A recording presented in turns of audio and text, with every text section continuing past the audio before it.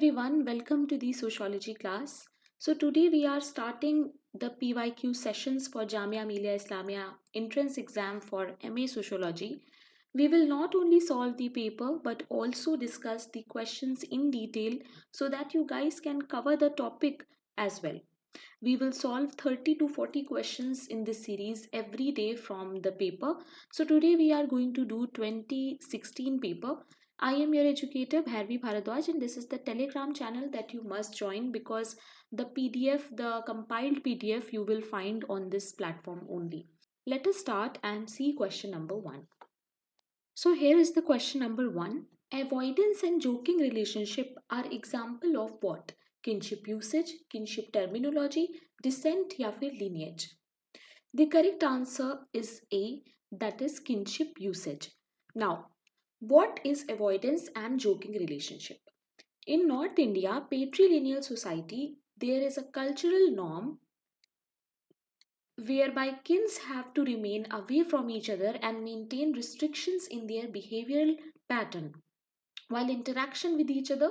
For example, a father-in-law avoids having face-to-face contact with his daughter-in-law and thus the practice of veiling and पर्दा system. So we have seen जो भी north India से belong करते हैं उन्होंने अपने घर में अपनी सोसाइटी में ये चीज़ देखी होगी कि जब किसी की नई नई शादी होती है तब क्या होता है कि जो उसके फादर इन लॉ होते हैं दैट मीन्स जो उसके हस्बैंड के फादर होते हैं वो उनसे एक डिस्टेंस मेंटेन रखती है ना। जब वो रूम में आएंगे तो आप अपने फेस को कवर कर लोगे, आप वेल को अप्लाई करोगे, आप पर्दा सिस्टम को अपनाओगे, है ना। होगा क्या कि फादर इन लॉ के प्रति एक रिस्पेक्ट दिखाई जाती है, उनसे थोड़ी सी दूरी बना के रखी जाती है और थोड़ा सा रिस्ट्रिक्शन का रिलेशनशिप मेंटेन किया जाता है। ठीक है, सो ये क्या है? ये है अवॉइडेंस रिलेशनशिप। हमारा कुछ हमारे किन्स जो होते हैं कुछ उनके साथ हमारा अवॉइडेंस का रिलेशनशिप होता है। ठीक है, now what is joking relationship? Joking relationship जो है वो इसका जस्ट अपोजिट होता है।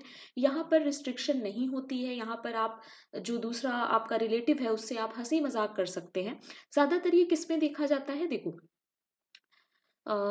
The daughter in laws have the privilege to be at ease with younger kins of husband, यानी जो भी लड़की है जिसकी शादी हुई है वो अपने हस्बैंड के छोटे भाई बहनों से जो है वो एक मजाक का रिलेशनशिप मेंटेन रख सकती है। स्पेशली ब्रदर इन लॉ, जिसको हम लोग हिंदी में देवर कहते हैं, तो देवर भाभी का रिलेशनशिप जो होता है वो काफ़ी जोकिंग टाइप का होता है। कई तरह के जोक आप इनके बीच में देख सकते हो और ऑब्सीन सेक्सुअल जोक्स भी होते हैं। So typical examples are a man and his wife's younger sister. इसके अलावा जीजा साली का रिलेशनशिप तो सबको ही पता है किस तरह का होता है, तो वो चीज़ भी है जोकिंग रिलेशनशिप का पार्ट। ठीक है, तो आई होप यहाँ पर अवॉइडेंस एंड जोकिंग रिलेशनशिप में डिफरेंस आपको समझ में आ गया होगा।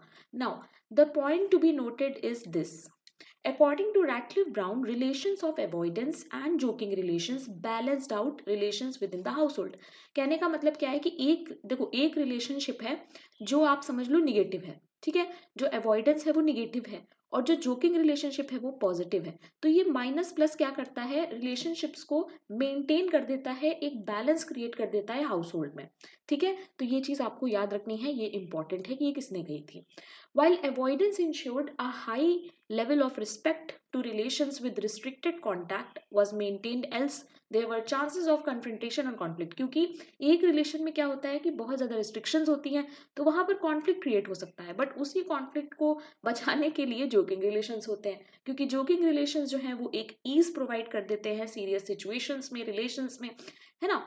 तो कहने का मतलब क्या है कि दोनों ही जो हैं जोकिंग एंड अवॉइडेंस इंट्रैक्शन वो रिड्यूस करते हैं किसी भी रिलेशनशिप में कॉन्फ्लिक्ट और इम्प्रूव करते हैं सोशल सॉलिडारिटी। तो ये रैटक्लिफ ब्राउन का पर्सपेक्टिव है इस केस में, जो कि इंपॉर्टेंट है, आपको याद रखना है। Question number 2: anuloma and pratiloma are the types of what? अनुलोमा प्रतिलोमा किस में आते हैं? मैरिज, फैमिली, किनशिप या फिर education? The correct answer is A, that is they are a type of marriage. क्या होता है ये भी देखो, हाइपोगेमी को हम लोग बोलते हैं प्रतिलोमा, फर्स्ट थिंग जो आपको याद रखनी है, एंड हाइपरगेमी को हम लोग कहते हैं अनुलोमा।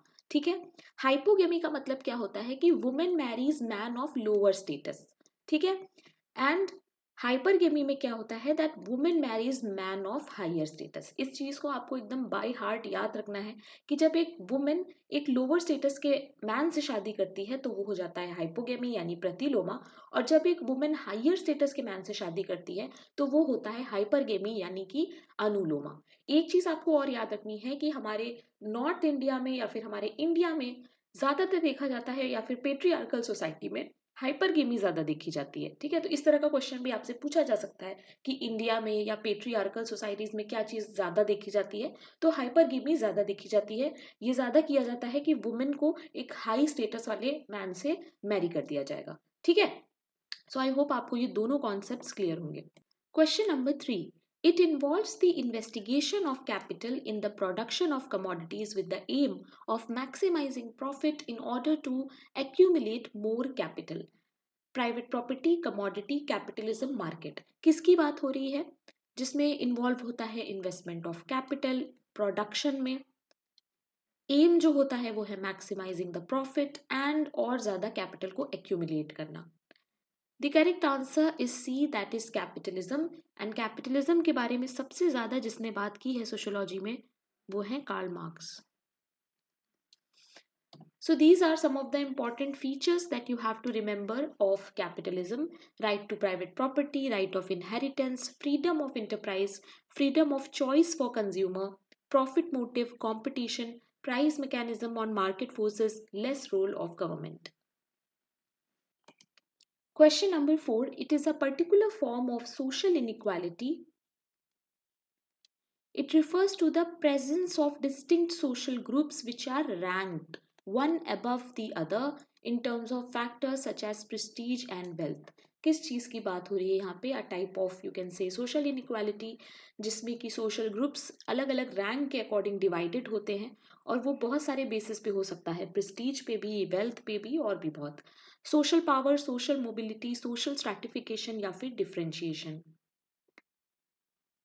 The correct answer is C, that is social stratification. Question number 5.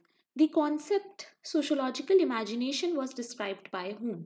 Karl Marx, Anthony Giddens, Max Weber या फिर C. Rit Mills? The correct answer is D, that is C. Rit Mills. Now let us see some notes on the sociological imagination. First thing that you have to remember that it is given by C. Rit Mills. The ability to see the impact of massive cultural and historical processes on our private life. देखो, sociological imagination में सी writ mills ने हमें ये बताया था कि किस तरीके से प्राइवेट लाइफ और पब्लिक लाइफ ये आपस में मैच होती है। कोई भी चीज़ जो आपको पर्सनली अफेक्ट कर रही है वो कहीं ना कहीं एक पब्लिक प्रॉब्लम भी है।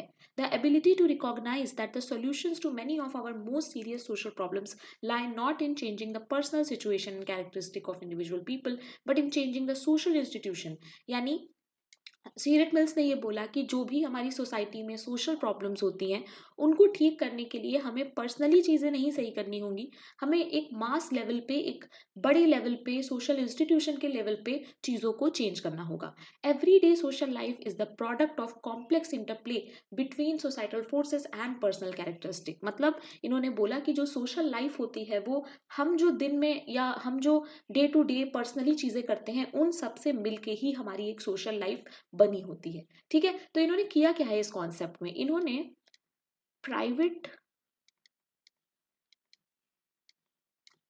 एंड पब्लिक पे बहुत ज़्यादा फोकस किया है। ठीक है, इन्होंने इस चीज़ को बहुत ज़्यादा एक्सप्लेन किया है। To explain why people are the way they are or do the things that they do we must understand the interpersonal, historical, cultural, organizational. मतलब एक इंसान के अगर पर्सनल चीज़ों को आपको समझना है कि वो जो कर रहा है वो क्यों कर रहा है, तो उसको समझने के लिए भी आपको मैक्रो लेवल की चीज़ें उसकी समझनी पड़ेंगी। फॉर एग्जाम्पल हिस्टोरिकल चीज़ें, कल्चरल चीज़ें। Okay, to understand either individual or society we must understand both. तो कहने का मतलब क्या है कि अगर आपको इंडिविजुअल को समझना है तो आपको सोसाइटी को समझना पड़ेगा, और अगर आपको सोसाइटी को समझना है तो आपको इंडिविजुअल्स को पढ़ना पड़ेगा। ठीक है, तो यहाँ पर ये बात की थी सीरेट मिल्स ने in his concept of the sociological imagination. इसके ऊपर इनकी एक बुक भी है जिसका ईयर भी आपको याद रखना है, and the book was published in 1959। सो ये ईयर भी आपको याद रखना है। Question number 6. It involves the following concepts: a belief in the superiority of rational thought over emotion, faith in the ability of technology and science to solve human problems, a belief in the ability and rights of humans to shape their own lives, and reliance upon manufacturing industry to improve living standards. So यहाँ पर कुछ keywords हैं जो आपको दिख रहे होंगे: technology, manufacturing industry, है ना, रैशनल थॉट्स। तो यहाँ पर किस चीज की बात हो रही है, किस चीज की कैरेक्टरिस्टिक है ये? Modernity, post modernity, pre modern या फिर traditional? The correct answer is A. These are nothing but the characteristics features of modernity. अब इसके अलावा बाकी के 3 के फीचर्स भी आपको याद रखने हैं। देखो, ट्रेडिशनल का सबसे इम्पॉर्टेंट फीचर जो होता है वो है subsistence agriculture based economy. That means agriculture तो हो रहा था बट सिर्फ अपने यूज़ के लिए। जो भी फैमिलीज या फार्मर्स एग्रीकल्चर करते थे वो बस अपनी फैमिली तक ही सीमित थे, वो अपने अपने खाने के लिए चीज़ों को प्रोड्यूस करते थे, ठीक है।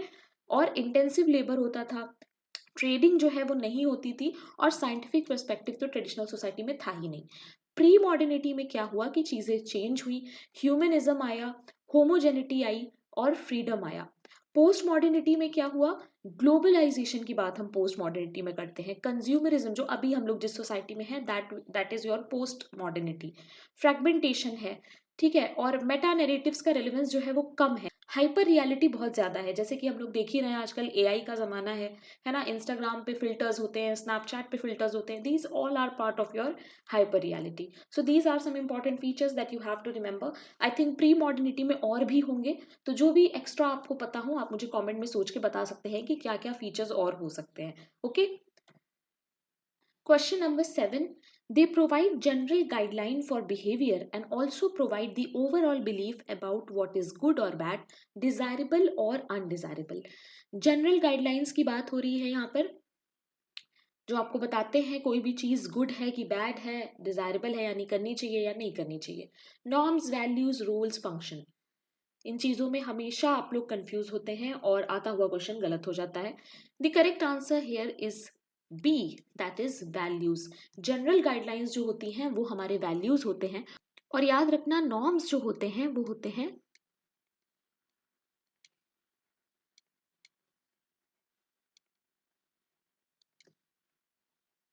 सो जल्दी से इन दोनों का डिफरेंस भी देख लेते हैं क्योंकि ये टॉपिक काफ़ी इंपॉर्टेंट है।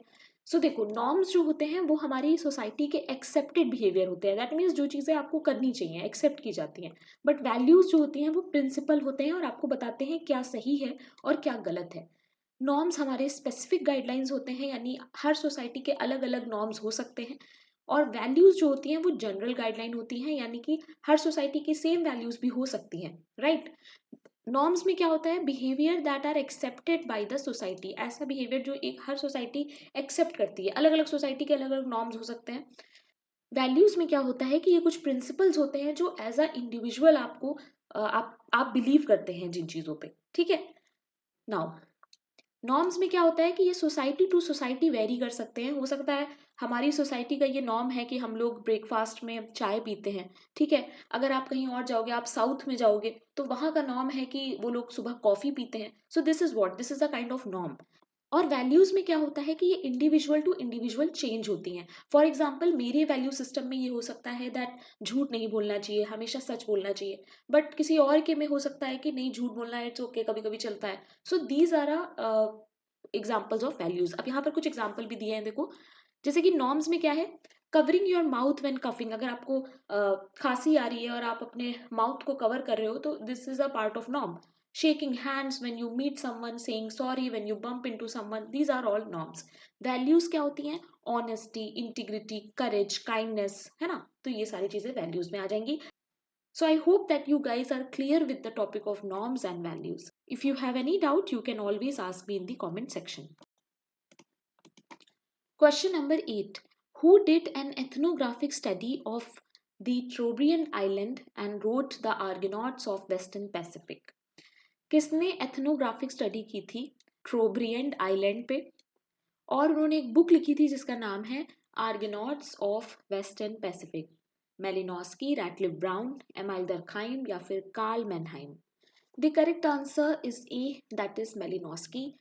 Now let us see some of the notes. So Argonauts of Western Pacific, it is an account of native enterprise and adventure in archipelagos of Melanesian New Guinea. So ये आपको याद रखना है, Melanesian New Guinea. 1922 में इसको किया गया था. एथनोग्राफी है, एथनोग्राफी की है मेलिनोस्की ने. एथनोग्राफी क्या होता है अभी हम लोग वो भी देखेंगे. which has had enormous impact on ethnographic genre.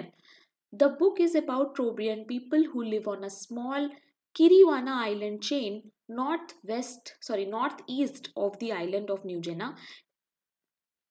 It is part of Malinowski trilogy, यानी कि 3 किताबें जो मेलिनोस्की ने लिखी थी ये उसका पार्ट है. तो आपको ये सारी इंफॉर्मेशन जो है वो याद रखनी है, कुछ फैक्ट्स हैं ये. इसके अलावा एथनोग्राफी होता क्या है ये भी देख लो. Ethnography is a research method that involves embedding yourself in the environment. मतलब जहाँ की भी आप स्टडी कर रहे हो वहाँ के एनवायरनमेंट में जाकर आप बिल्कुल मिल जाते हो और चीज़ों को ऑब्जर्व करते हो. ठीक है. Longitudinal studies have the advantage of capturing data over an extended period, allowing researchers to observe and analyze changes and trends over time. So ethnography जो है वो longitudinal study में आती है. जब आप एक जगह पे काफ़ी लंबे समय तक होते हो और वहाँ का एकदम पार्ट बन जाते हो उस सोसाइटी को स्टडी करने के लिए, उसे हम लोग एथनोग्राफी कहते हैं. ठीक है. They provide valuable insights into the development of individual. भाई जाहिर सी बात है, आप कहीं पे जाके लंबे समय तक स्टडी करोगे तो आप ज़्यादा इंसाइट्स दे पाओगे. However they can be resource intensive, time consuming, काफ़ी टाइम कंज्यूमिंग होता है. These are some of the limitations. ठीक है, ये इसकी कुछ लिमिटेशंस बताइए कि टाइम कंज्यूमिंग होता है, रिसोर्स इंटेंसिव होता है, आपको बहुत सारे रिसोर्सेज चाहिए. These are some of the example. यहाँ पर मार्गरेट मीड की एक स्टडी है, coming of age in Samoa. इसके बारे में भी आप पढ़ सकते हैं. This is also important. So I hope आपको एथनोग्राफी और मेलिनोस्की के बारे में थोड़ा बहुत समझ में यहाँ पर आ गया होगा.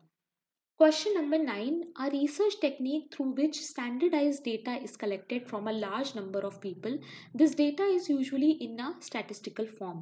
एक ऐसी टेक्निक जहाँ पर बहुत सारा डेटा कलेक्ट किया जाता है, standardise data, and statistical form में वो डेटा ज़्यादातर होता है और लार्ज नंबर ऑफ पीपल से वो डेटा कलेक्ट किया जाता है. So these are important keyword. Participant observation, focus group interview, survey या फिर narratives. The correct answer is C, that is survey. Survey की बात हो रही है यहाँ पे और ये एक क्वांटिटेटिव मेथड है. तो स्टैटिस्टिकल फॉर्म जब भी आएगा तो वो क्वांटिटेटिव की ही बात कर रहा होगा, बाकी सब जो है वो आपके क्वालिटेटिव में आ जाएंगे. सो यहाँ पर सबकी एक्सप्लेनेशन मेंशन है. Participant observation is a research method where the researchers immerses themselves in a particular social setting or group, observing the behavior, interaction and practice of the participant. मतलब अगर आप किसी सोसाइटी की स्टडी कर रहे हैं तो ये एक ऐसा रिसर्च मेथड है जहाँ पर आप वहाँ पर जाकर उसी सोसाइटी का पार्ट बन जाओगे. पार्टिसिपेंट मतलब कि आप उसी सोसाइटी का पार्ट बन जाओगे और तब आप चीज़ों को बेटर तरीके से ऑब्जर्व कर पाओगे. ठीक है. नेक्स्ट है, ये एक बुक है, नैरेटिव्स इन सोशल साइंस रिसर्च बुक. इस बुक का नाम याद रखना, बारबरा की बुक है ये. अच्छा, नैरेटिव्स होता क्या है. नैरेटिव्स का सिंपल मीनिंग होता है दैट्स रिसर्च करना through making stories. Okay, story के फॉर्म में आप रिसर्च करो एंड जो भी आप, जैसे आपने कोई स्टडी करी तो आपने उसको स्टडी करने के बाद एक स्टोरी फॉर्म में उसको प्रेजेंट करा, that is a form of narrative. Okay. Third है focus group interview. You conduct with a group of participants to collect a variety of information. These interviews can be as small as 4 participants and sometimes as large as 10. Now let us say कि मैं किसी एक disease पे मैं वो करना चाहती हूँ, स्टडी करना चाहती हूँ. ठीक है. लेट्स से मैं जॉइंडिस पे स्टडी कर रही हूँ कि जॉइंडिस का सोसाइटी पे क्या इफेक्ट होता है या मेंटल हेल्थ पे जॉइंडिस का क्या इफेक्ट होता है. So what I will do, I will collect the data from only those people who had jaundice in their life. कभी अगर उनको जॉइंडिस रहा हो मैं उन पे स्टडी करूंगी, राइट. या लेट्स से अगर मुझे ये जानना है कि हाई स्कूल में स्टूडेंट्स की मेंटल हेल्थ पे क्या इफेक्ट होता है, बोर्ड्स जब आ रहे होते हैं, जब एग्जाम आ रहे होते हैं तो वो कितना प्रेशराइज्ड फील करते हैं, कितना डिप्रेस्ड. सो इस तरह की अगर मुझे स्टडी करनी है तो मैं क्या करूंगी, मैं एक फोकस्ड ग्रुप इंटरव्यू करूंगी. दैट मीन्स मैं ऐसे ग्रुप पे मैं फोकस करूंगी जहां से मुझे एकदम डायरेक्ट इन्फॉर्मेशन मिल पाए. सो उसे हम लोग कहते हैं फोकस ग्रुप इंटरव्यू. ठीक है. अब अगर मुझे 10th क्लास हाई स्कूल की मुझे स्टडी करनी है तो मैं 11th-12th के स्टूडेंट्स को उसमें इंक्लूड नहीं करूंगी. ओके. सो आई होप यहाँ पे तीनों बाकी के जो हैं वो आपको क्लियर होंगे. और क्वेश्चन में सर्वे के बारे में तो मेंशन है ही। Question number 10, who argued that nation is an imagined community? Benedict Anderson, David M Crone, Robin Cohen या फिर रॉबिन फॉक्स? किसने कहा था ये कि नेशन जो है वो एक इमेजिन्ड कम्युनिटी है? The correct answer is A, that is Benedict Anderson. Imagined communities क्या होती हैं? देखो, imagined communities are large group of people inside a nation state who have perceived solidarity and cultural unity promoted by print capitalism. ये एक बहुत बड़ा keyword है इसमें, दैट इज प्रिंट कैपिटलिज्म। देखो, हमें पता है जब हमारे इंडिया में अंग्रेज जो थे वो रूल कर रहे थे, ब्रिटिशर्स रूल कर रहे थे, तो क्या हो रहा था कि हमारी सोसाइटी में एक नेशन वाली फीलिंग मिसिंग थी, राइट? बट जब प्रिंट मीडिया आया, उसके बाद से क्या हुआ? प्रिंट मीडिया के आने के बाद से लोगों के अंदर नेशनलिज्म की जो फीलिंग है वो ज़्यादा स्ट्रांग हो गई। लोगों को ज़्यादा इस तरह का फील होने लगा कि हमारे साथ जो हो रहा है वो गलत हो रहा है, and as a nation we should fight against it. So यहाँ पर बेनेडिक्ट एंडरसन ने सेम वही चीज़ बोली है। इन्होंने बोला कि जो हमारा नेशन है वो प्रिंट मीडिया की वजह से एक इमेजिन्ड कम्युनिटी में कन्वर्ट हो गया है। ठीक है, अगर हमारे घर में प्रिंट मीडिया, अगर हमारे घर में न्यूज़पेपर, या लेट्स से इन्होंने, देखो, इंटरनेट की बेनेडिक्ट एंडरसन ने कोई बात नहीं की है, मैं एज अ एग्जांपल बता रही हूँ, ठीक है? इन्होंने सिर्फ प्रिंट मीडिया की बात की है। अब अगर आपको न्यूज़ नहीं पता चलेगी, अगर आपको पता नहीं चलेगा कि हमारे इंडिया में क्या हो रहा है, तो क्या होगा? आपके अंदर वो नेशनलिज्म वाली फीलिंग जो है वो गायब हो जाएगी। अभी क्या है, हमें as a country, as a part of nation, हम लोग एक अपने अंदर से फील कर पाते हैं that we are a part of a big community, right? We all are Indian. So ये क्या है? ये एक इमेजिन्ड कम्युनिटी है जो हमने अपने दिमाग में नेशन को बना लिया है। इसी के बारे में बात करते हैं Benedict Anderson. Now let's see what has Benedict Anderson said. Benedict Anderson argues imagined communities came about due to printing press. तो बेनेडिक्ट एंडरसन ने क्या कहा था कि ये जो इमेजिन कम्युनिटीज का कॉन्सेप्ट है, ये जो नेशन वाली फीलिंग है, ये आई है प्रिंटिंग प्रेस की वजह से। ठीक है, ये कीवर्ड्स हैं जो आपको याद रखने हैं। After this people could read about their nation and it's value daily. तो हम लोग जो अपने देश के बारे में पढ़ते हैं वो न्यूज़पेपर के थ्रू ही तो पढ़ते हैं। This shaped source of news help them develop a sense of community. और इसी की वजह से हमारे अंदर एक sense of community over time develop होती रहती है। इसका बहुत अच्छा एग्जाम्पल वही है कि हमारे ऊपर जब ब्रिटिश का रूल चल रहा था, और because of print media we started having this nationalism वाली feeling. Okay, while the members of a nation will never get to know all other members। अब हम एक दूसरे को जानते तो नहीं है ना, पर्सनली तो मैं किसी इंडियन को, सबको, सारे इंडियन को नहीं जानती हूँ, बट फिर भी हमारे बीच में एक सॉलिडारिटी की फीलिंग है। और वो इसीलिए है बेनेडिक्ट एंडरसन के अकॉर्डिंग, क्योंकि हम न्यूज़पेपर पढ़ते हैं और हम जो भी मीडिया कंज्यूम करते हैं। देखो, बात इन्होंने सिर्फ प्रिंटिंग प्रेस की है, बाकी मीडिया की इन्होंने कोई बात नहीं की है। बट अभी क्या है कि हमारी लाइफ में बाकी मीडियाज का भी रोल है। तो हम जो ऑनलाइन देख लेते हैं, जो हम यूट्यूब पे न्यूज़ देख लेते हैं, that is what, that is somehow creating a kind of nationalism in us. Okay, and we think that we are a part of a community that we can call it imagined communities. Okay, बाकी ये वाला part इतना important नहीं है। if you want to read you can read. Question number 11. It is considered to be a social construction, human beings, gender, animal kingdom या फिर nature. इसमें से क्या है जिसे हम कह सकते हैं दैट वो सोशली कंस्ट्रक्ट होता है, यानी सोसाइटी उसको बनाती है? The correct answer we all know is B, that is gender. So this is the difference that you need to remember, that is difference between sex and gender. Now sex क्या होता है? sex हमारा biological और physiological differences बताता है। ठीक है, हमारी बॉडी के अकॉर्डिंग जो हमें डिफरेंस है that is between man and women. Okay, gender में क्या होता है कि ये हमारा सोशल एंड कल्चरल डिफरेंस बताता है कि आप की सोसाइटी में आप काम क्या करते हैं, सोसाइटी आपको कैसे, आपको उसने डेवलप किया है, आपका सोशलाइजेशन कैसे हुआ है, ये डिसाइड करेगा कि आप मैन हैं कि आप वुमेन हैं। ठीक है, तो ये चीज़ आपको फर्स्ट थिंग याद रखनी है that sex only talks about biological and physiological difference, that is आपकी बॉडी में जो चेंजेस हैं according to man and women. And gender में क्या होता है दैट वो डिफरेंस आपका सोसाइटी और कल्चर के बेस पे होता है। ठीक है, sex has two main category, sex में दो ही मेन कैटेगरी होती है, दैट इज मेल और फीमेल। एंड जेंडर में यहाँ पर देखो लिखा है कि two main characteristics, that masculine and feminine, but ऐसा नहीं है। अब we know that LGBT Q plus is also there, अभी हम लोग उसका भी फुल फॉर्म देखेंगे क्योंकि ये आपके एग्जाम के लिए इंपॉर्टेंट है. Now sex remains the same regardless of time and culture, आपका सेक्स जो है वो सेम रहता है. जेंडर एक्सपेक्टेशन आपकी चेंज होती रहती हैं according to time. For example as a women मेरे जो रोल्स होंगे वो बचपन में अलग होंगे, बड़े होकर अलग होंगे, आफ्टर मैरिज अलग होंगे, आफ्टर बीइंग अ मदर अलग होंगे. ठीक है. Sex is created by reproduction need, that is biological feature, but gender distinctions are created by social norms. ठीक है. सो ये एक सिंपल सा डिफरेंस है that you have to remember. So यहाँ पर मैंने LGBTQIA+ का भी ऐड कर दिया है सो दैट एग्जाम में अगर इसमें से कुछ आ जाता है तो आप लोगों को पता होना चाहिए, क्योंकि जेंडर का टॉपिक जो है वो इंपॉर्टेंट है और जेंडर के अंदर ही ये वाला टॉपिक आता है तो ये भी बहुत इंपॉर्टेंट है. अब देखो, मुझे पता है आप सब लोग ग्रेजुएटेड हैं, तभी आप लोग मास्टर्स का एंट्रेंस देने जा रहे हैं. सो आई होप कि यहाँ पर इतना ज़्यादा मुझे एक्सप्लेन करने की ज़रूरत नहीं होगी. यू गाइज आर ऑलरेडी समझदार. ठीक है, कि आप लोग चीज़ें समझ सकते हैं. But if you have any doubt you can personally ask me, आप मुझसे टेलीग्राम पे पूछ सकते हो. अभी मैं यहाँ पर रीड करके आपको एक बार समझा देती हूँ. देखो, L stands for lesbian, G stands for gay, B stands for bisexual, T stands for transgender, Q for queer, I for intersex, A for asexual and plus में बहुत सारी और भी चीजें आ सकती हैं. ठीक है. नाउ लेस्बियन में क्या होता है that women attracted to a women. Gay में ज्यादातर हम लोग सेम सेक्स बोलते हैं but it is usually about man attracted to man. ठीक है. बाइसेक्सुअल में क्या होता है that people who may experience attraction to people of multiple gender, that you are interested in multiple gender. You can be interested in a girl, you can be interested in a boy as well. Now transgender में क्या होता है, they identify, this is an important term, question can come from transgender. They identify with the sex opposite to the one they were born with. This has no relation to sexual preference. मतलब जिस भी sex में वो born होते हैं वो उसके opposite होते हैं. Let's say born like a girl but you are feeling like a boy, तो वो हो जाएगा ट्रांसजेंडर में. या फिर you are born as a boy and you are feeling like a girl, तो वो भी हम ट्रांसजेंडर में रखेंगे.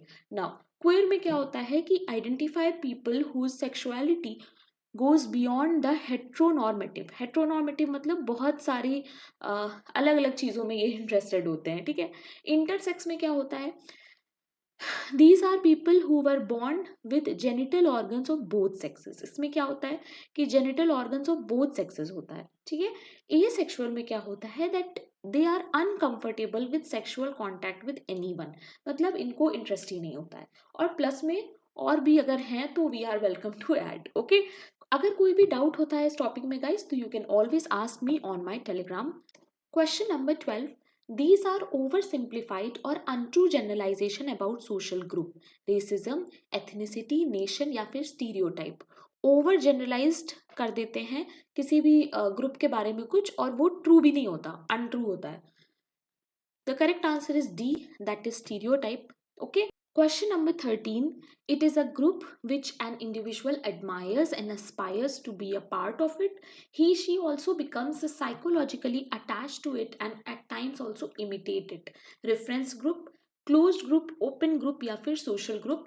The correct answer is A, that is reference group. Reference group क्या होता है कि जिस ग्रुप का हम पार्ट बनना चाहते हैं हम उसी ग्रुप के जैसे बिहेव करने लगते हैं ताकि आगे जाके हम उस ग्रुप में एक्सेप्टेड हो सकें. ठीक है. यहाँ पर आप एग्जाम्पल ले सकते हो ऑल माई यूपीएससी एस्पिरेंट्स, जहाँ पर अगर आप एक आईएएस बनना चाहते हैं तो आपको प्रिपरेशन के टाइम से ही आईएएस जैसी चीज़ों को, हैबिट्स को अडेप्ट करना पड़ेगा. ठीक है. और एक चीज़ और याद रखना कि रेफरेंस ग्रुप का जो कॉन्सेप्ट है वो हमें दिया है हर्बर्ट हाइमन ने.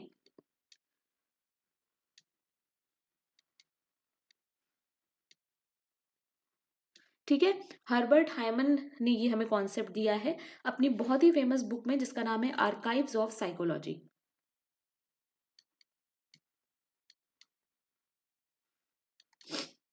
Archives of,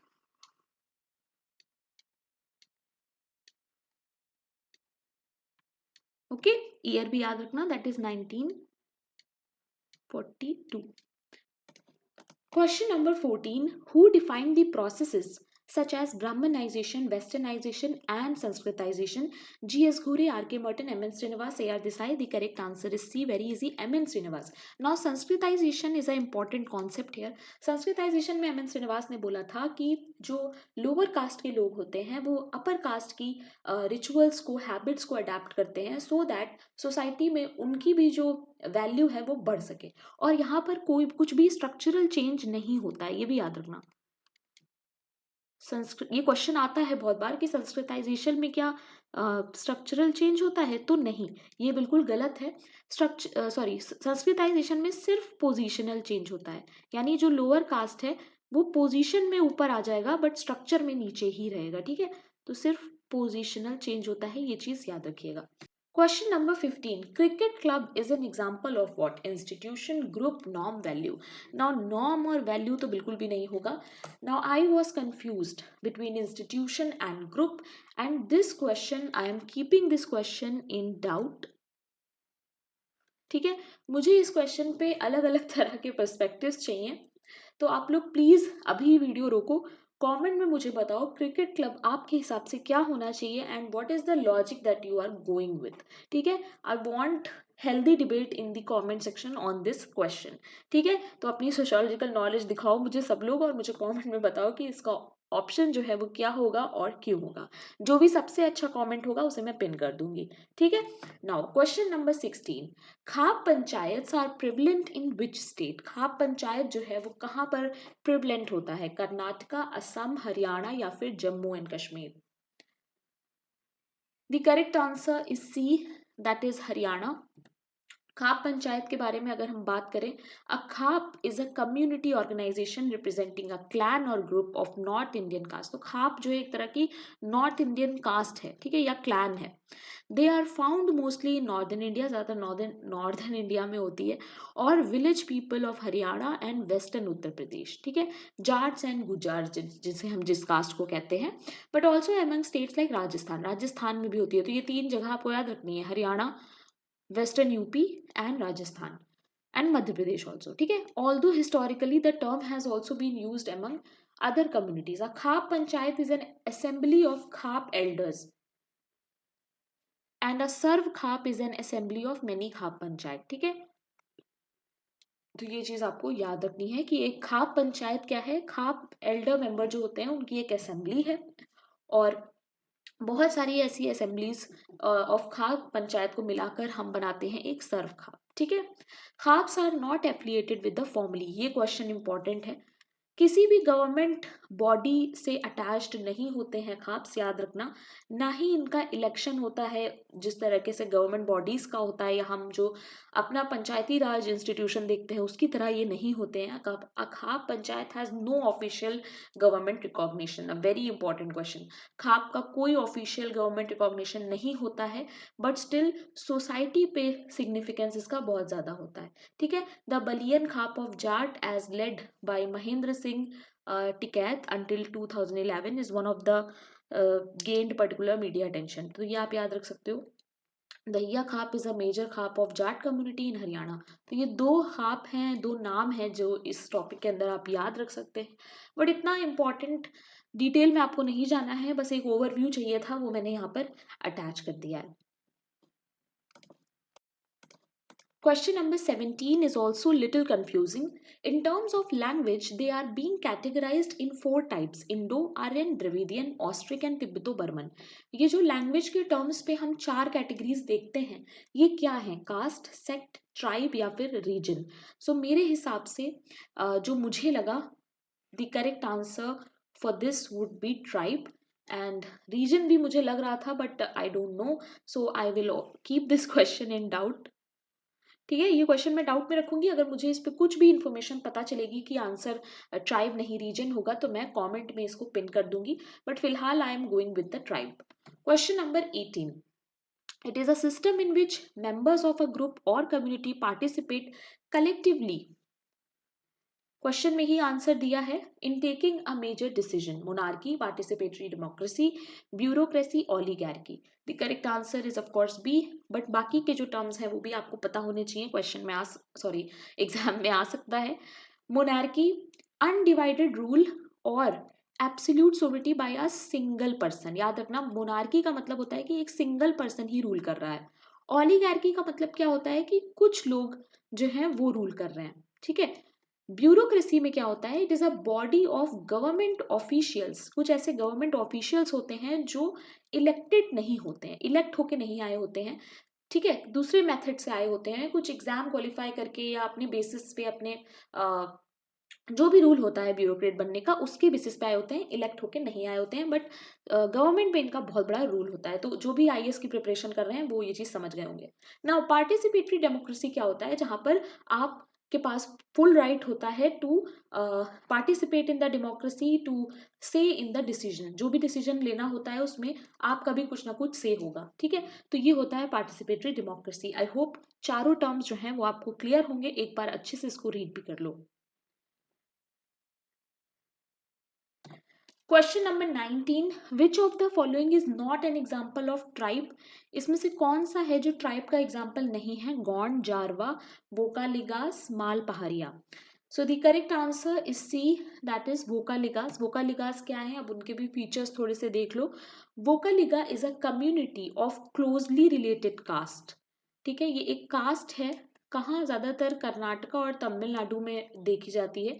as a community of warrior and cultivator they have, ये भी याद रखना, they have historically had notable demographic, political and economic dominance। Old Mysore में इनकी डोमिनेंस देखी गई, तो ये एक डोमिनेंट कास्ट है, ठीक है। आई होप आपको dominant caste by M N Srinivas के बारे में पता हो, ठीक है। तो ये एक डोमिनेंट कास्ट है, याद रखना। The Vokkaligas occupied administrative positions in Vijayanagara empire, ठीक है। विजयनगर एम्पायर में भी हम इनको देखते हैं। Vokkaligas of the Lingayat faith are treated separately. Vokkaligas commonly carry title such as Gowda, हेज, गॉन्डर, ठीक है। तो ये कुछ चीजें हैं, फैक्ट्स हैं जो आपको याद रखने हैं, ठीक है, इंपॉर्टेंट है इसीलिए मैंने ऐड कर दिया। Question number 20, which of the following is not an example. अब देखो डोमिनेंट कास्ट के ही टॉपिक आ गया, इसमें से कौन सा डोमिनेंट कास्ट नहीं है। जाट, मराठा, पटीदार, मुंडा। एम एन श्रीनिवास का बहुत फेमस कॉन्सेप्ट है ये, डोमिनेंट कास्ट पे ऑलरेडी मैं वीडियो भी बना चुकी हूँ, नहीं देखा है तो उसे प्लीज जाकर देखो। सो आंसर इसका जो है वो है D, that is Munda. So these are some of the important dominant caste, और उनके जो लोकेशन है वो भी मेंशन है, तो इसे आपको याद रखना है। Mysore village Lingayats and Vokkaligas, Andhra Pradesh Reddy and Kamma, Tamil Nadu Gounder, Padayachi and Mudaliar, Kerala Nair, Maharashtra Maratha, Gujarat Bania Patidar, northern India Rajput, Jat, Gujjar and Ahir. So these are some of the dominant castes that you have to remember. Question number 21. She was the first headmistress of the country's first school for girls in Pune. She devoted her life educating Shudras and Atishudras. Savitri Bai Phule, Pandita Rama Bai, Sarojini Naidu या फिर Annie Besant. The correct answer here is A, that is Savitri Bai Phule. अच्छा, पंडिता रामाबाई के बारे में कुछ important चीज है जो आपको पता होनी चाहिए, that is she established first women shelter, ठीक है।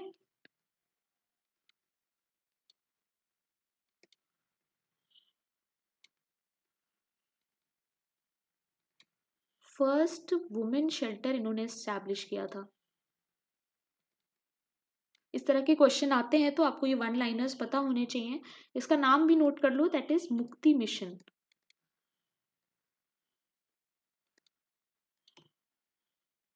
ओके, नाउ सरोजिनी नायडू की अगर हम बात करें तो she was first women to preside in Indian National Congress, ठीक है।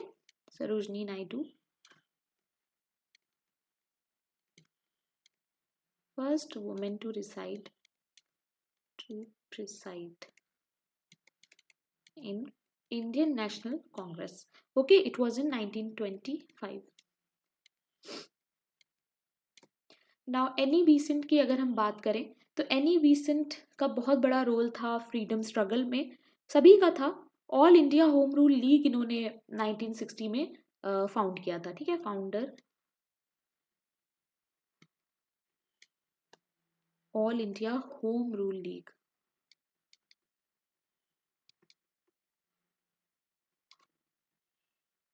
होम रूल लीग, और ये कब हुआ था? 1916 में। इसके अलावा इन्होंने एक न्यूज़पेपर भी स्टार्ट किया था जिसका नाम था न्यू इंडिया, ये भी इन्होंने ही फाउंड किया था। और भी बहुत सी चीजें हैं, आप थोड़ा सा सर्च करके गूगल पे भी रीड करना, ठीक है। और ये आया था 1914 में।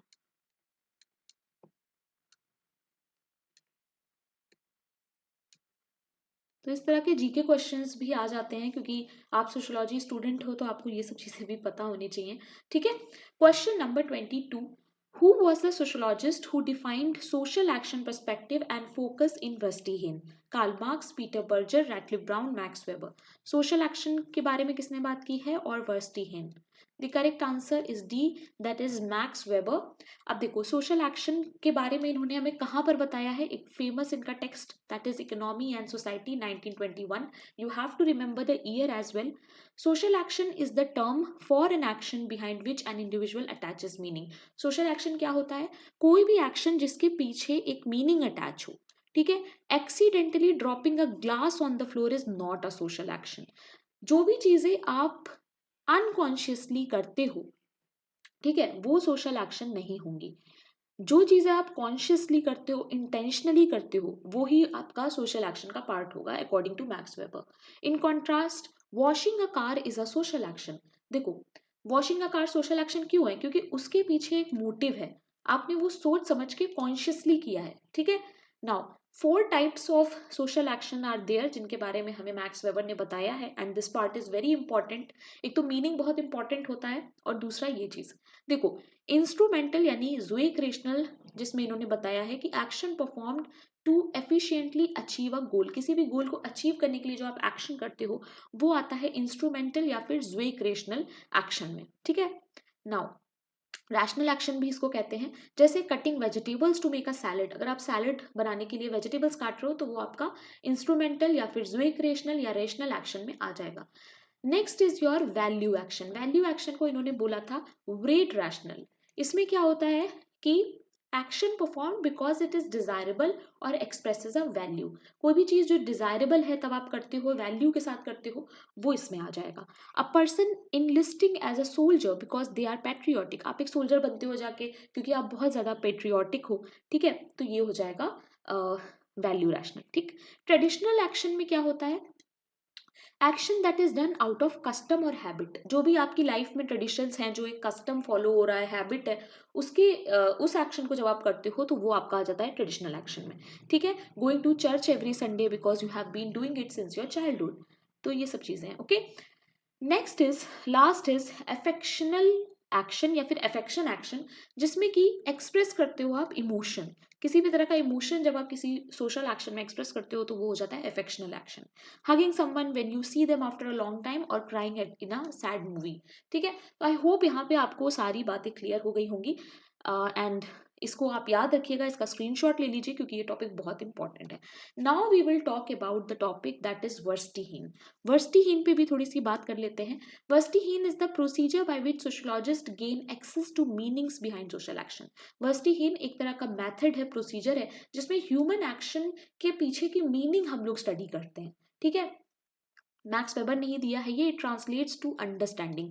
एक जर्मन टर्म है, ये भी याद रखना, और इसका मतलब होता है understanding. It became a critic of the positivist and naturalist approach to sociology prevalent in 19th century। तो एक पॉजिटिविस्ट एंड नेचुरलिस्ट अप्रोच है।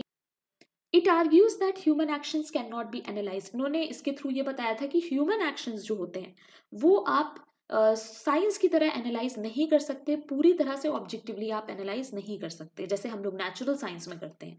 वर्स्टीहेन requires researcher to place themselves in the position of individual. इसमें क्या होता है कि जिस भी जगह की आप स्टडी कर रहे हो, आपको वहां पर खुद को पोजीशन करना पड़ता है, या जिस भी इंडिविजुअल की आप स्टडी कर रहे हो, आपको खुद भी उसकी पोजीशन में जाकर देखना होता है कि कैसी हैं चीजें, ठीक है। Observe the person to see and comprehend the meanings behind their action. एक एक एक्शन को आपको यहाँ पर स्टडी करना होगा। The meaning attach to the motivation, purpose and outcome, यानी जो भी एक्शन आपका, जो जिसकी भी स्टडी आप कर रहे हो वो कर रहा है, तो वो उसके पीछे का पर्पस क्या है, ठीक है। This becomes important as actions can have different meanings. हर जगह पर हर एक्शंस के अलग अलग मीनिंग होते हैं, इसलिए सोशल एक्शन पे आपको ज़्यादा फोकस करना है in the topic of your verstehen. ठीक है, वर्स्टीहीन के प्रिंसिपल के according, without proper investigation one is at risk of misinterpreting the data collected. To avoid the risk of misinterpretation that may lead to misguided grouping of action, one need to understand the meaning attached to an action। यानी वही चीज़ है कि आपको action के साथ क्या meaning attach है उस पर फोकस करना है। For example body gesture which can be misleading if not contextually understood. ठीक है, so body gestures are also important, different meanings are attached to various body gestures, जैसे कि हैंड शेक करना, हक करना, वेव करना, क्लैप करना। तो हर सोसाइटी में हर कल्चर में इनके अलग अलग मीनिंग हो सकते हैं। ठीक है, इसीलिए मैक्स वेबर ने कहा था कि हमें मीनिंग ढूंढनी होगी, हर ह्यूमन एक्शन के पीछे क्या मीनिंग है उस पर हमें फोकस करना होगा, इन डेप्थ स्टडी जाकर हमें करनी होगी। ठीक है, question number 23. Looking glass self was coined by Charles Cooley, M.H. Mead, Anthony Giddens या फिर Spencer? The correct answer is A, that is C.H. Cooley. Now, the term looking glass self was created by American sociologist Charles Horton Cooley in 1902 and introduced into his work human nature and the social order. तो इतनी चीज आपको पहले तो याद रखनी है। It is described as our reflection of how we think we appear to other. Looking glass self का मतलब क्या है कि हम ऐसे सोचते हैं कि हम दूसरे को कैसे लग रहे होंगे। One is how one imagines one looks to other people. पहला क्या होता है कि हम इमेजिन करते हैं कि हम दूसरे को कैसे लग रहे होंगे। स्टेप 2 क्या है कि how one imagines the judgement of others based on how one thinks they view them. मतलब अगला इंसान जजमेंट क्या बनाएगा ये जानकर कि अगला इंसान आपको कैसे देख रहा है। Step 3 is how one thinks of how the person views them based on their previous judgement. मतलब कि वो इंसान जो आपको जज कर रहा है उसके जजमेंट के हिसाब से आप अपने आप को कैसे देख रहे हो। ओके, सो C.H. कूले का इससे रिगार्डिंग एक बहुत फेमस कोट भी है जो मैं यहाँ पर मेंशन कर देती हूँ, that is I am not what I think I am. ठीक है, जो कि इनका पहला स्टेटमेंट हो गया, I am not what I think I am. Next statement इसी में है, that is I am not what you think I am. I am not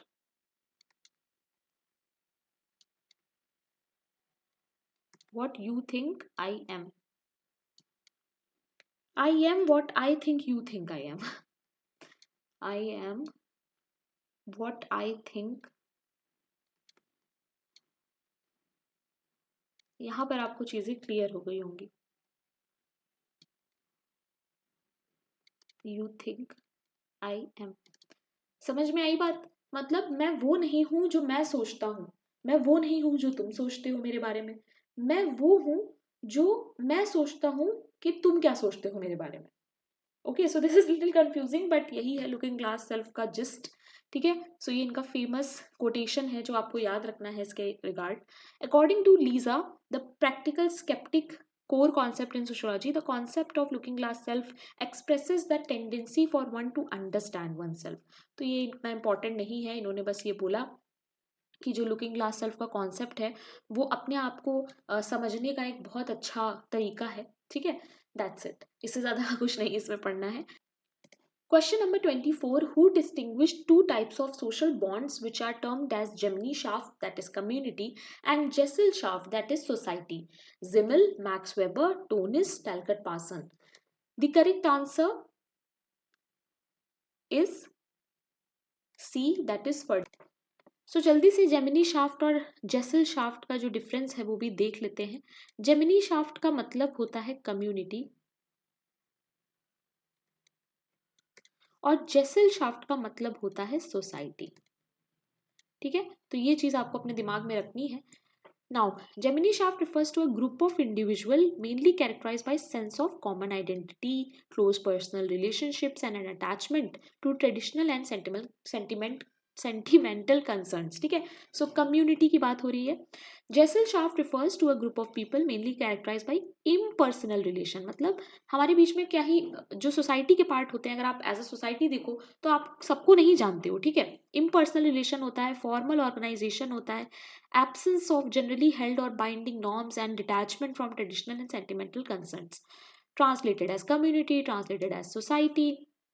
emotions and sentiment drive social ties. So community में emotions important होते हैं, society में rationality important होती है, implicit rule होते हैं, एक्सप्लिसिट रूल होते हैं, common in rural small scale homogeneous and यहाँ पे हेट्रोजेनियस सिटी के जो भी फीचर्स हो गए।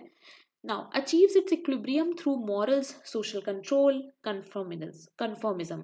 कन्फर्मिज्म क्या होता है, जब आप सोशल नॉर्म्स को फॉलो करते हो और उसको ठीक से करते हो, ठीक है। सोशल नॉर्म्स के हिसाब से अगर आप चलोगे then you are a conformist. Achieves its equilibrium through laws, police and tribunal and prisons. So easy है ये, आई होप आपको समझ में आ गया होगा। जो भी कीवर्ड्स हैं वो आपको याद रखने हैं, ठीक है। Question number 25. Theories of middle range was being defined by Karl Popper, E. A. Gellner, Emile Durkheim, R. K. Merton. Middle range theory is given by R. Question number 26. Who made a distinction between mechanical and organic solidarity? Mechanical and organic solidarity किसने दिया? Spencer, Henry Maine, Tonis, Emile Durkheim. The correct answer is D, that is Emile Durkheim. So here is the notes of mechanical solidarity. So, देखो, mechanical solidarity is the social integration that arises out of homogeneity. जब हम mechanical solidarity की बात करते हैं तो वो हो जाती है हमारी प्री मॉडर्न सोसाइटी, यानी पहले वाली जो सोसाइटी थी। और जब हम ऑर्गेनिक सॉलिडारिटी की बात करते हैं तो वो आज की, यानी कि मॉडर्न सोसाइटी, ठीक है। तो ये आपको दिमाग में रखना है, तभी चीजें समझ में आएंगी। ऑर्गेनिक में क्या होता है, सोशल इंटीग्रेशन तो होता है बट इंटरडिपेंडेंस की वजह से होता है, हम एक दूसरे पे डिपेंड होते हैं, इसीलिए सोशल इंटीग्रेशन है वो ज्यादा होता है ऑर्गेनिक सॉलिडारिटी में।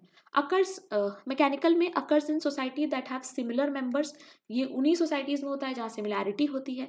ऑर्गेनिक सॉलिडारिटी वहाँ होती है जहाँ पे वेरियस टाइप ऑफ इंडिविजुअल्स होते हैं। ये प्री मॉडर्न में देखा गया है, ये मॉडर्न में देखा गया है। लेस इंटरडिपेंडेंस होता है, याद रखना, मैकेनिकल सॉलिडारिटी में लेस इंटरडिपेंडेंस होता है, बट ऑर्गेनिक सॉलिडारिटी में मोर इंडिपेंडेंस होता है, ज्यादा डिपेंड होते हैं लोग एक दूसरे पे। मैकेनिकल सॉलिडारिटी में जो है डिवीजन ऑफ लेबर कम होता है, एक ही जैसा काम होता है। ऑर्गेनिक में बहुत ज्यादा कॉम्प्लेक्स डिवीजन ऑफ लेबर होता है। सो यहाँ पर आप एक डायग्राम के फॉर्म में भी चीजों को देख सकते हो। Question number 27. It refers to the components of accumulated resources, immaterial or material, which the people inherit, employ, transmute, add to and transmit. यहाँ पर किसकी बात हो रही है? Culture, society, norms, community. Accumulated resources, immaterial भी हो सकता है, material भी हो सकता है। People inherit करते हैं, एक से दूसरे में pass on करते हैं, employ, transmute and transmit. The correct answer here is A, that is culture. Culture की बहुत बेसिक डेफिनेशन है ये और बहुत बार पूछी गई है। Now question number 28. It is conceived in terms of control man over things, a control which is recognized by society, more or less permanent and exclusive. It may be private or individual. अच्छे से इन सारी ही चीजों को देखो और बताओ कि क्या हो सकता है। The correct answer is C, that is property. देखो, एक प्रॉपर्टी है जो मैन का थिंग्स पे कंट्रोल होना, ठीक है, यानी प्रॉपर्टी पे कंट्रोल होना। Control which is recognise, society भी उसको रिकॉग्नाइज करती है। अगर मेरी प्रॉपर्टी है और सोसाइटी को पता है तो सोसाइटी रिकॉग्नाइज करेगी उस चीज को। मोर और लेस परमानेंट, परमानेंट भी हो सकता है, ठीक है। इट मे बी प्राइवेट और पब्लिक, प्राइवेट प्रॉपर्टी भी होती है, पब्लिक प्रॉपर्टी भी होती है, ठीक है। सो ये होगा प्रॉपर्टी इसका answer. Question number 29. Who differentiated between class, status and party? Max Weber, Emile Durkheim, Karl Marx, Kingsley Davis and W.E. Moore. The correct answer is A, that is Max Weber. देखो, what Weber means by this that power is distributed along 3 dimension. इन्होंने बोला था power जो होती है वो 3 dimensions में बटी हुई होती है। Class in economic dimension, status in social dimension and party in political dimension, ठीक है। इन्होंने ये 3 डायमेंशंस हमें दिए थे। Parties are organisation whereas classes and status groups can be considered groupings of people, ठीक है। So this is some note that you can remember. Question number 30 and the last question of the day. Street Corner Society was written by David Risman, Levi Brill, W.H. White, Carl Manheim. Street Corner Society किसकी है? This is the last question of the day. The correct answer is C. जल्दी से इसका explanation भी देख लेते हैं. देखो, स्ट्रीट कॉर्नर सोसाइटी जो है is an ethnographic written by W F White. 1943 में ये पब्लिश हुई थी. It was White's first book. याद रखना, इनकी फर्स्ट बुक है ये. It received little attention when it was first published and upon being reissued 1955 it became a best seller as well as standard college text. Established White's reputation in pioneer in participant observation. याद रखना, इन्होंने participant observation study की थी इसमें, और ये एक ethnography है. Street corner society describes various groups and community with in the district. बहुत सारे ग्रुप्स एंड कम्युनिटीज की बात है इस बुक में. देन क्या है ये? कॉम्पेसेनी people originally from same Italian town are one example. तो जो सेम इटालियन टाउन से हैं उनके बारे में बात है. The first part of the book contains detail account of how local gangs were formed. कैसे लोकल गैंग्स फॉर्म होती हैं, ऑर्गेनाइज होती हैं. पहले पार्ट के जो बुक का पहला पार्ट है उसमें इन्होंने ये बताया है. White differentiated between corner boys and college boys. ये भी याद रखना, कौन सी बुक में क्वेश्चन आ सकता है. कॉर्नर बॉयज और कॉलेज बॉयज में डिफरेंस बताया गया है, तो वो होगी street corner society. The lives of corner boys revolved around particular street corners and the nearby shops. Conversely, the college boys were more interested in good education and social ladder. So this is something that you can remember. Second part of the book describes relations of social structure, politics, racketeering in the district. ठीक है, it is also a testament to the importance of WPA jobs at the time. So these are some of the facts that you can remember. So आज के लिए 30 questions, कल हम लोग बाकी के questions करेंगे. तो कमेंट में मुझे बताना कि कैसा लग रहा है मेरा एक्सप्लेनेशन एंड ये इनिशिएटिव जो मैं लेके आई हूँ. ठीक है, जो भी जामिया की प्रिपरेशन कर रहे हैं वो तो ये वीडियो देखें ही, साथ में नेट वाले भी ये वीडियो देख सकते हैं, उनको भी ये काफ़ी हेल्प करेगा. Okay, so that's it for today guys. I hope you like today's video. If you are watching me for the first time, don't forget to subscribe. If you are a sociology student, you can go to playlist and study according to your exams. This is the telegram channel that you must join if you are a sociology student. सारे PDFs जो हैं वो telegram पे ही मिलेंगे, और ये मेरा personal telegram है, तो कोई भी doubt हो तो यहाँ पे पूछ सकते हो. Thank you very much guys. Keep learning.